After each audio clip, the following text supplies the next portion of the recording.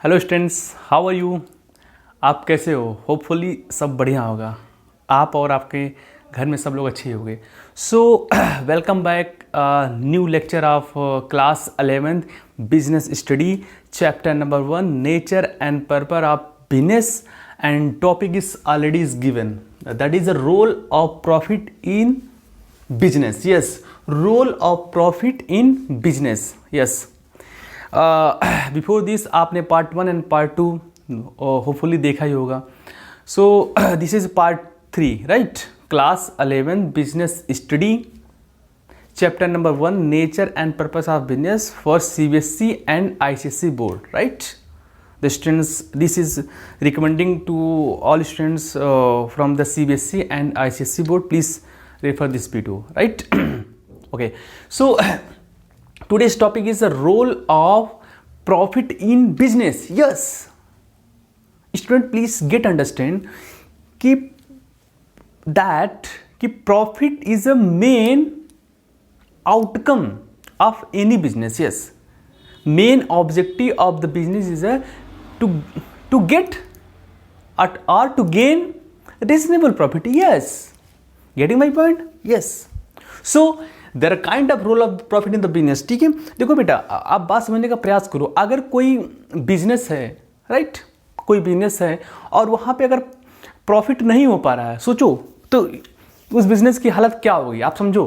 ठीक है, मैंने आपको बहुत पहले बता चुका कि basically business is oriented, means कि business, all kind of business, the main motive of the business is a profit. Yes, to get reasonable profit. Yes, मतलब बेटा देखो, आज कोई बिजनेस आप करो तो उसका मेन देखो आखिरी उद्देश्य कहीं ना कहीं देखो हमारा प्रॉफिट रहता ही रहता है। ठीक है, सो अगर कोई बिजनेस में प्रॉफिट नहीं होता है तो कितनी समस्या आ सकती है। ठीक है, बात समझो।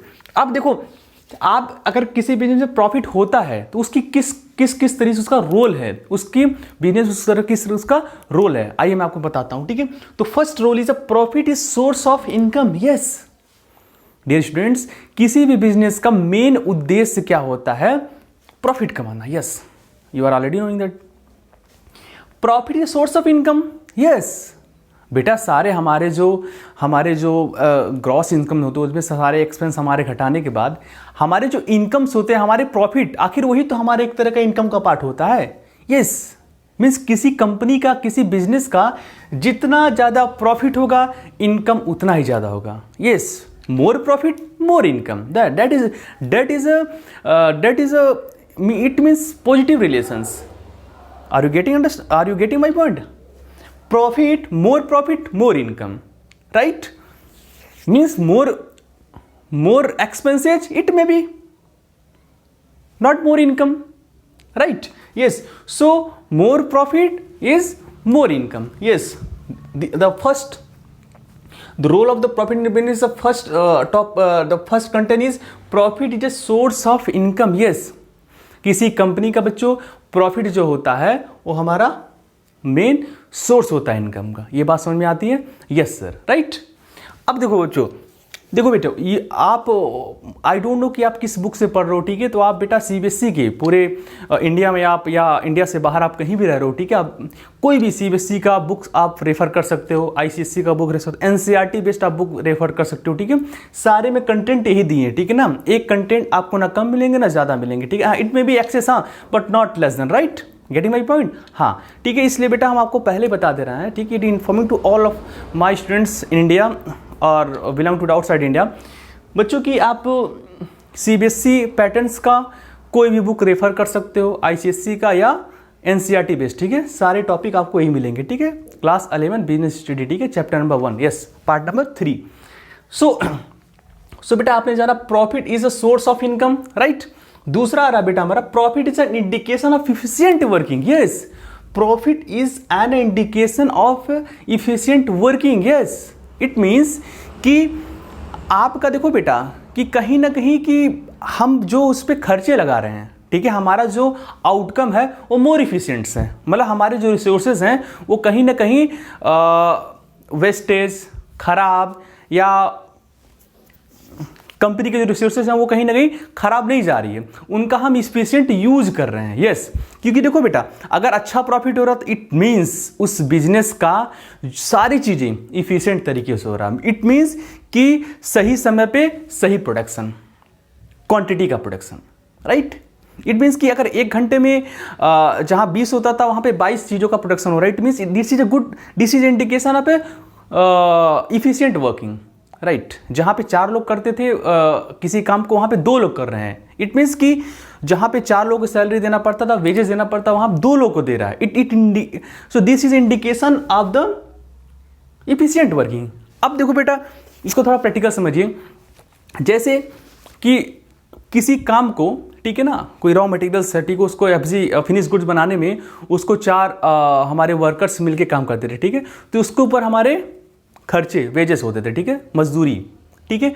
अब वही देखो, उसी काम को 2 लोग करते हैं, ठीक है, तो हमारे खर्चे, अगर हमारे वर्कर कम हुए, ठीक है, काम उतने ही हो रहे हैं, तो इट मीन्स कि हमारे खर्चे कम हुए। खर्चे कम होंगे तो हमारा इनकम ज़्यादा, तो इनकम ज़्यादा तो इट मीन्स प्रॉफिट ज़्यादा, तो हमारा इनकम ज़्यादा। That is reasonable, that is always what? That is always positive relations, profit and income, because income is a part of profit.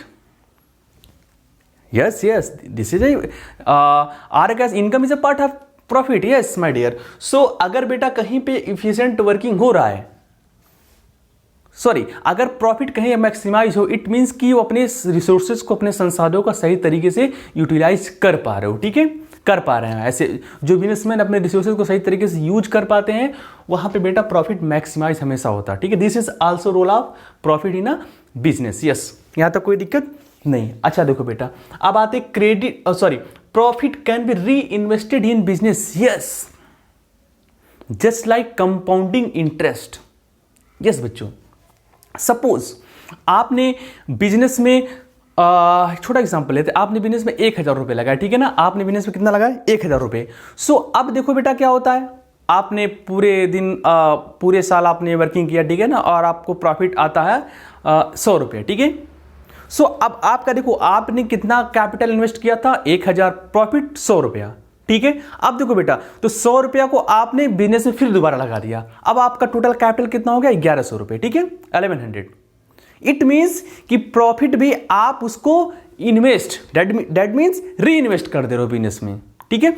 जो प्रॉफिट आ रहा है उसको विड्रॉल के जगह पे आप क्या करो, प्रॉफिट को आप उसको कैपिटल के तौर पे दोबारा उसको री इन्वेस्ट कर दे रहे हो, ठीक है। तो इट मीन्स देखो बेटा, profit can be reinvested in business. Yes, अगर बेटा देखो बहुत अच्छा रोल है प्रॉफिट का, अगर आपके पास प्रॉफिट हो रहा है समय समय पर, ठीक है, तो उसको आप अपने बिजनेस में री इन्वेस्टमेंट कर सकते हो। यस, री इन्वेस्टमेंट आप कर सकते हो, राइट। यहां बात समझ में आ रही है? यस। तो देखो बेटा, अगर आपके पास प्रॉफिट नहीं रहेगा तो री इन्वेस्टमेंट कर सकते हो? नो, राइट, आप री इन्वेस्टमेंट नहीं कर सकते हो। बात समझिए, ठीक है। इट मीन्स कि देखो, कहीं ना कहीं एक बहुत बड़ा रोल होता है प्रॉफिट का। हमारे पास प्रॉफिट ज्यादा आ गया, ठीक है, तो हमने क्या किया, 100 रुपये में हमने 20 रुपया निकाल लिया अपने खर्चे के लिए, 80 रुपये हमने उसको फिर से बिजनेस में लगा दिया। दिस इज ए कॉल्ड री investment of profit in the business. Getting 3 points now. Profit in the source of income, एक पॉइंट। दूसरा पॉइंट था बेटा हमारा, profit is an indication of efficient working. हाँ, अपने संसाधनों को सही तरीके से हम इस्तेमाल कर रहे हैं, तो अगर सही तरीके से इस्तेमाल कर रहे हैं, खर्चा कम तो हमारा प्रॉफिट ज्यादा होगा, राइट। प्रॉफिट कैन बी री इन्वेस्टेड। यस, हमारी कंपनी, हमारे बिजनेस में प्रॉफिट ज्यादा हो रहा है, प्रॉफिट को हम कहीं और ना यूज करके उसे हम दोबारा एज अ कैपिटल उसको हम री इन्वेस्टमेंट कर दे रहे हैं, ठीक है। तो that is also called as a capital. Yes, now अभी हमारा प्रॉफिट था लेकिन इस साल हमने इसको लगा दिया, now this is part of the capital. Yes, मतलब कि देखो बेटा, हम प्रॉफिट को कैपिटलाइज कर दे रहे हैं, हाँ, उसको हम पूंजी, मतलब पूंजी के रूप में बना दे रहे हैं। यहां तक बात समझ में आई? यस, ठीक है। इसके बाद आते हैं बेटा credit worthiness of business. Yes, आप अंदाजा लगाओ बेटा, आज now I am giving the practical example. Suppose that Amazon, Flipkart, Infosys, ठीक है, रिलायंस, ठीक है, टाटा ग्रुप कंपनीज। आज देखो बेटा, इनकी प्रॉफिट अक्सर ज़्यादा ही रहती है, ठीक है। मतलब जो इनका ब्रेक इवन होता है उनसे अक्सर उनका जो लाइनें होती है हमेशा ज़्यादा होती हैं, ठीक है। अब देखो बेटा, तो इनका देखो बेटा, अब जो कंपनी फलती है, फूलती है, आगे बढ़ती हैं, विस्तार करती हैं, एक्सटेंड करती हैं कई देशों में, तो देखो कहीं ना कहीं देखो वो प्रॉफिट कमा रही हैं, तभी तो कंपनी विस्तार कर रही है, हाँ या ना? हाँ। सो बेटा, तो देखो जैसे जैसे कंपनी विस्तार करती है वैसे वैसे उसका मार्केट में क्रेडिट वर्दनेस, मतलब मार्केट में उसकी क्रेडिट रेटिंग बढ़ती है। यस, ठीक है। जनता उसको ज्यादा प्रीफर करती है, जनता उस पर रिलायंस करती है, ट्रस्ट करती है, फेथ करती है। Yes, this company is now trustable और रिलायबल कंपनी, ठीक है। आप उस कंपनी के प्रोडक्ट लेने में या सर्विस लेने में आप सोचते हिचकते नहीं हो, ठीक है। क्यों? क्योंकि देखो कंपनी का प्रॉफिट हमेशा ज़्यादा होता है, कंपनी ने अपने हिसाब से चीज़ों को बहुत अच्छे तरीके से मैनेज करती है, अपनी क्वालिटी को, अपने प्रोडक्ट्स को, अपने तमाम सर्विसेज को काफ़ी ज़्यादा बेस्ट प्रोवाइड करने का पूरा प्रयास करती है, ठीक है। सो कहीं ना कहीं बेटा ये जनता में क्रेडिट वर्दनेस या जो रेटिंग्स होती है उनकी कहीं ना कहीं उसकी वैल्यू बढ़ती है, ठीक है। बात समझ में आ रही है यहाँ तक? हाँ, ठीक है। और लास्ट है society approval. Yes, company best है, प्रॉफिट अच्छा कमा रही है, वर्कर खुश हैं, एम्प्लॉय खुश हैं। यस, सोसाइटी का अप्रूवल उसको ज़्यादा मिलता है। यस, मतलब कि समाज उसको ज़्यादा पसंद करता है, ठीक है। अब देखो हम बात करते हैं गूगल्स, ठीक है। Google one of the best company of the whole world, कि वहाँ के बेटे जितने मतलब एम्प्लॉय वेलफेयर पे ज़्यादा काम होता है, ठीक है। वहाँ पे आप देखोगे एम्प्लॉय वेलफेयर पे ज़्यादा काम होता है। अब सोचो कैसे, क्योंकि देखो बेटा वहाँ पे जो होता है बेटा कि बिकॉज आपने सुना होगा कि जो गूगल कंपनी होती है वो सबसे अच्छे तरीके से अपने एम्प्लॉय के हित में काम करती है, ठीक है ना, राइट।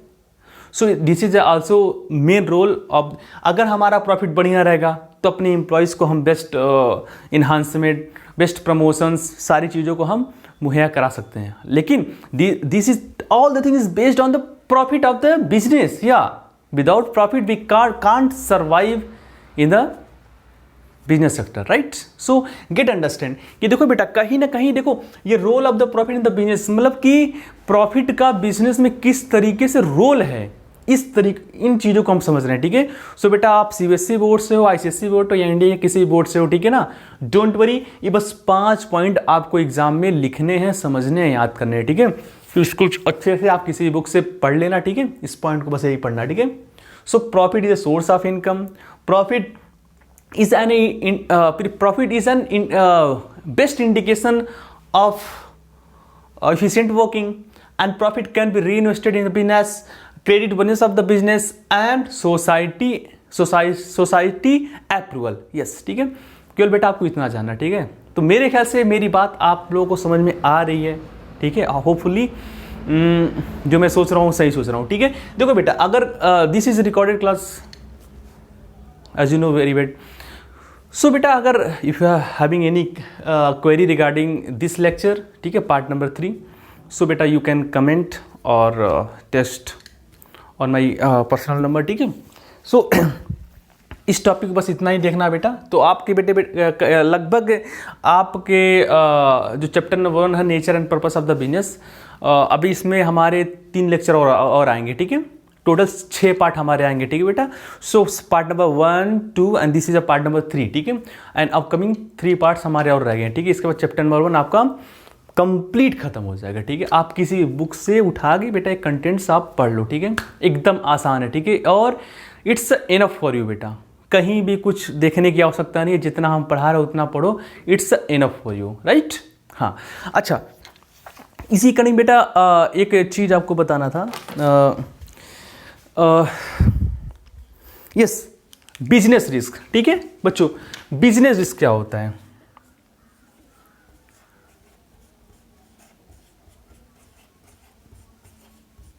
ठीक है, हालांकि इसको मैं कंप्लीट नए लेक्चर में करेंगे, ठीक है, पार्ट नंबर 4 में। लेकिन कुछ हम इसमें देखो, ये बेटा नया टॉपिक है, ठीक है, बिजनेस रिस्क, राइट। यस, अब आप समझो बिजनेस रिस्क होता क्या है, ठीक है, ठीक है। इस 2 चीजें इसमें से निकल के आता है बेटा, 2 चीजें, ठीक है। कौन कौन सा? देखो, what is a business risk, okay. देखो आसान भाषा में समझो बेटा कि uncertain events occurred in the business, simple. मतलब बेटा अनिश्चित घटनाएं जो बिजनेस में घटते हैं उसको हम बोलते हैं बिजनेस रिस्क। हाँ, it may be favourable for the business, it may B unfavourable for the business. Yes, it means कि business risks refer to the uncertain events occur in the business, right? It may be favorable or unfavorable. Getting? ठीक है, अनिश्चित घटनाएं जो हमारे व्यापार में घटती हैं, ठीक है, अनिश्चित समय पे आ सकती है, उनका कोई नियत समय नहीं होता, ठीक है, और वो हमारे व्यापार को फायदा दिला सकती है, नुकसान दिला सकती है, या केवल नुकसान दिलाएगी, फायदा नहीं दिलाएगी। इसको हम बोलते हैं बेटा business risk. This is also a topic in your syllabus, right? हाँ, अब देखो बेटा कितने तरह के होते हैं हमारे बिजनेस रिस्क यहाँ। सो मेनली बेटा it business risk mainly refer only two types. देखो फर्स्ट हमारा होता है बेटा स्पेक्युलेटिव रिस्क।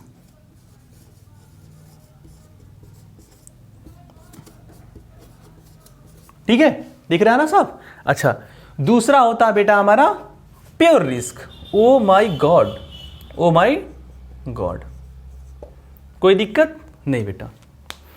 हमने अब तक क्या बोला बच्चों कि देखो बिजनेस, ये हमारा एक नया टॉपिक है, ठीक है बेटा। Role of profit in business हमारा टॉपिक खत्म हो चुका है। हम एक नए टॉपिक्स पे आ रहे हैं, इसका नाम है बिजनेस रिस्क। हाँ, बिजनेस रिस्क। देखो बेटा इसमें क्या है, business risk is uncertain events occur in the business, ठीक है। It may be favourable on unfavourable, right. So देखो बेटा मैंने बताया business risk mainly divided into two parts. The first is a speculative risk and second is a pure risk. हाँ, ठीक है बेटा। अब देखिए speculative risk it involve gain. Yes, speculative risk involve gain as well as loss. Yes, again I'm repeating कि speculative risk involve gain as well as loss also.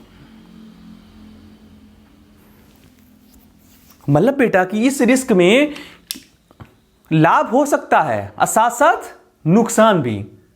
इसके examples क्या होते हैं बेटा, जितना बता रहा उतना समझना, ठीक है ना। Speculative risk involve possibility of gain as well as possibility of loss. Example, change in government policies. Yes. Change in business policies. Yes. Or inflation in demand or supply. Yes. देखो बेटा, change in government policies. आप business किस चीज का कर रहे हो, suppose this is a market, ठीक है ना। मैं इस मार्केट का बिजनेस कर रहा हूं, ठीक है। अचानक गवर्नमेंट कहती है this is unlawful business of the market. अब कोई भी मार्केट का बिजनेस करेगा वो अनलॉफुल है, गैर कानूनी है। सो देखो बेटा चेंज इन गवर्नमेंट पॉलिसीज। तो बेटा हमारे बिजनेस में स्पेक्युलेटिव रिस्क की कैटेगरी में है। कैसे? गवर्नमेंट के उसकी पॉलिसीज में कुछ परिवर्तन हुआ। परिवर्तन, अब जो पहले लॉफुल था मार्केट बेचना, अब ये अनलॉफुल हो गया। समझने का प्रयास करो बेटा। पहले ये लॉफुल था, मींस ट्रांजैक्शन और dealing in a sale purchase to market is that was lawful, but now change in government policy, now this is unlawful to transaction of marker.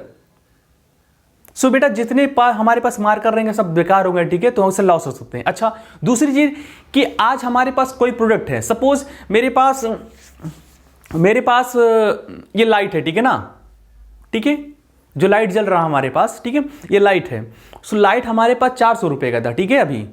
So due to change in the government policies और business policies, ठीक है, सरकार ने अचानक इसका rate बढ़ा दिया, ठीक है।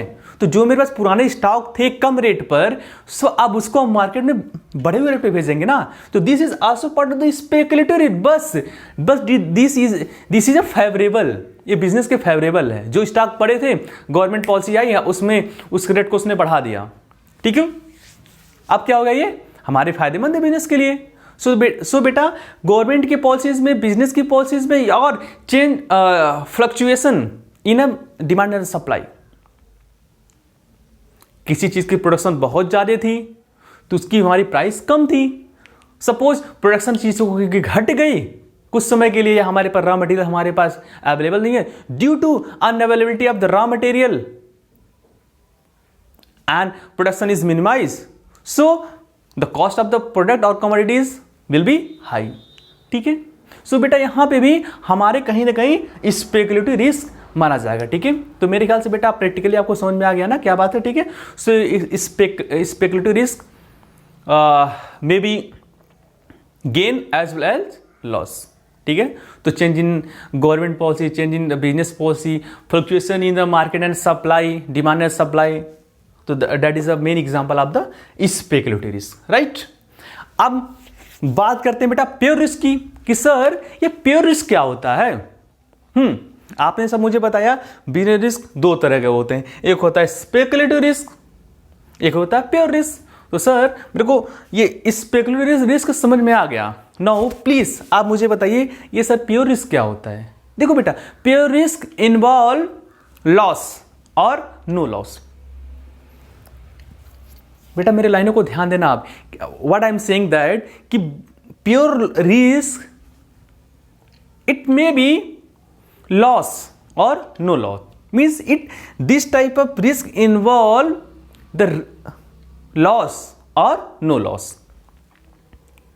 मतलब बेटा इसमें आपको, आपके बिजनेस को, आपके ऑर्गेनाइजेशन को लॉस हो सकता है या नहीं हो सकता है। मतलब बेटा इसमें कहीं भी आपके फेवरेबल कंटेंट की बात ही नहीं हो रही है, मतलब लॉस होगा या तो लॉस नहीं होगा। अच्छा सर आप मुझे एग्जांपल बताइए, थोड़ा इसको एक्सटेंड अच्छे से समझाइए, हाँ आसान भाषा में। देखो बेटा जैसे बिजनेस में आग लग गया, चलो भाई बिजनेस में आग लग गया, तो या तो उस आग से लॉस होगा बिजनेस में या तो लॉस नहीं होगा। एक बात clear, this is a example of pure risk. हाँ दूसरा बेटा हम बात करते हैं कि बिजनेस में चोरी हो गई, रात में एक चोर आया, चोरी हुआ, तो सपोज ऐसा सामान लेके गया था कि वो अनयूजेबल थी, बिजनेस के लिए कोई बहुत ज्यादा उसकी वैल्यू नहीं थी, ठीक है, दैट वाज वेस्ट मटेरियल, ठीक है। तो बेटा यहां पे लॉस नहीं था, हो सकता है वो ऐसा चीज ले गया जो बिजनेस के लिए यूजफुल थी, बिजनेस के लिए यूजफुल मटेरियल था, तो बिजनेस के लिए एक तरह का बेटा लॉस होगा। तो देखो मेरे एग्जांपल देखो बेटा, चाहे आग लगना, चोरी होना, this is a pure risk, getting my point. हाँ सो बेटा आग लगना, चोरी होना, this is example of the pure risk.